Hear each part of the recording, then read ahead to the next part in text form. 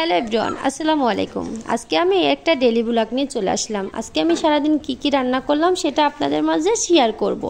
আমি এখানে সকালে ঘুমির থেকে উঠে নাস্তা বানানোর জন্য চলে আসলাম রান্নাঘরে। আর সকালে আমার মেয়েকে স্কুলে নিয়ে যাব, তার জন্য ভাবলাম তার ঝটপট একটা নাস্তা রেডি করি। এদিকে আমি ডিমে দুধ আর চিনি দিয়ে মিক্স করে আমি পাউরুটি ভেজে নেব। এই নাস্তাটা অবশ্যই খুবই মজা লাগে, আমার মেয়ের খুবই পছন্দ। তার জন্য প্রতিদিন সকালে আমি এভাবে করে ওর নাস্তাটা তৈরি করি, কারণ ও সিদ্ধ ডিম বা দুধ কিছুই খেতে চায় না। এভাবে নাস্তাটা তৈরি করে দিলে চুপচাপ খেয়ে নেই। তারপর এই তো অনেকগুলো ভেজে নেব। তারপর আমি একেবারে দুপুরে রান্নাবান্না সেরে নেব, কারণ ওরে আবার স্কুল থেকে নিয়ে আসতে হবে, অনেক টাইম লাগে। এই জন্য একেবারে আমি রান্নাবান্না সেরেই তারপরে তাকে স্কুল থেকে আনতে যাব। এই যে পাউরুটি সবগুলো ভাজা হয়ে গেছে, আমি এবার উঠিয়ে নিচ্ছি, তার সামনে দিয়ে আসলাম। এদিকে আমি সিম রান্না করব আজকে, সিম আলু দিয়ে ঝোল করব। এখানে আমি মাছ নিয়েছি 3-4 পিস। মাছগুলো আমি লবণ আর হলুদ দিয়ে মেখে নেব। আর এদিকে সিমগুলো আমি কেটে ধুয়ে এক সাইডে রাখছি। এই মাছগুলো আমি লবণ হলুদ দিয়ে আমি ভেজে নেব।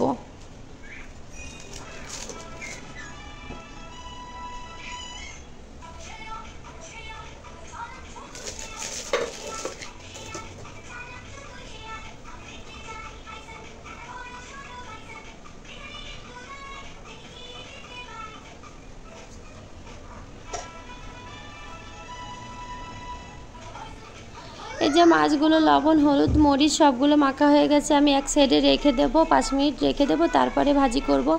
এদিকে কিন্তু আমি সাথে পটল ভাজিও করব, এই জন্য পটলগুলো আমি কুটে নিচ্ছিলাম, সেটা আর ক্যামেরায় দেখানো হয়নি। তারপরে এই পটলগুলো আমি ভেজে ফেলবো।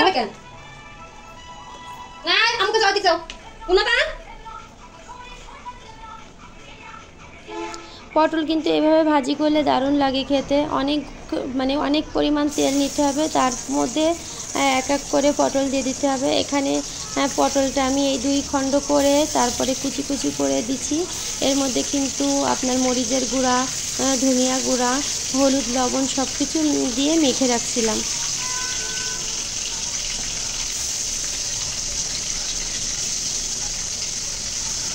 এই যে আমি গোল করে খুব সুন্দরভাবে দিয়েছি। এর মধ্যে কিন্তু আমি 2টা খোসা শুদ্ধ দিয়েছি। এই 2টা খোসা শুদ্ধ কিন্তু ভাজি করলে দারুণ লাগে। আমি প্রায় এই খোসা শুদ্ধ ভাজি করি, তারপরও আজকে আমি খোসা ছুলে ভাজি করছি। আমার কাছে খোসা ছুলে ভাজি করলে বেশি ভালো লাগে না, খোসা থাকলে বেশি ভালো লাগে খেতে। কেন জানি না, আমার পটল ভাজিটা এভাবে ভাজি করলে ভালো লাগে। তারপর এই যে উল্টিয়ে দিচ্ছি আমি।